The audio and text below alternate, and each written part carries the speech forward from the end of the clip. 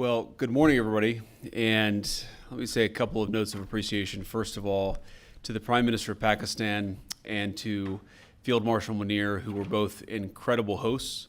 And whatever shortcomings in the negotiation, it wasn't because of the Pakistanis, who did an amazing job and really tried to help us and the Iranians bridge the gap and get to a deal. We have been at it now for 21 hours, and we've had a number of substantive discussions with the Iranians. That's the good news. The bad news is that we have not reached an agreement, and I think that's bad news for Iran much more than it's bad news for the United States of America. So we go back to the United States having not come to an agreement. We've made very clear what our red lines are, what things we're willing to accommodate them on, and what things we're not willing to accommodate them on. And we've made that as clear as we possibly could, and they have chosen not to accept our terms. Questions? Nick Robertson from CNN. Precisely what have they rejected here? Can you help us understand it a little bit? Well, I won't go into all the details because I don't want to negotiate in public after we've negotiated for 21 hours in private.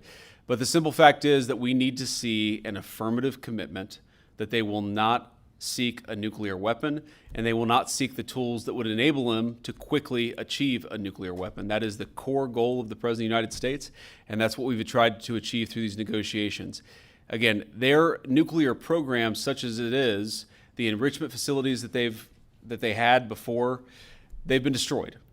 But the simple question is, do we see a fundamental commitment of will for the Iranians not to develop a nuclear weapon, not just now, not just 2 years from now, but for the long term? We haven't seen that yet. We hope that we will.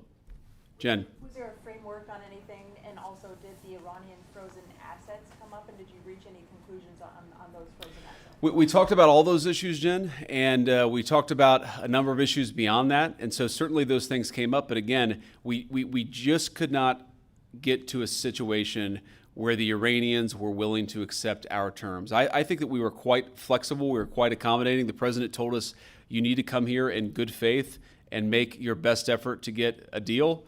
We did that. And unfortunately, we weren't able to make any headway. Preston. Mr. Vice President, how often did you communicate with President Trump throughout the negotiations? There were reports that there were multiple rounds, where there were breaks in between negotiations. How often did you communicate with the president throughout those rounds, and what was he saying as you were going through these negotiations that you said fell short? Yeah, obviously we were talking to the president consistently. I don't know how many times we talked to him, a half dozen times, a dozen times over the past 21 hours.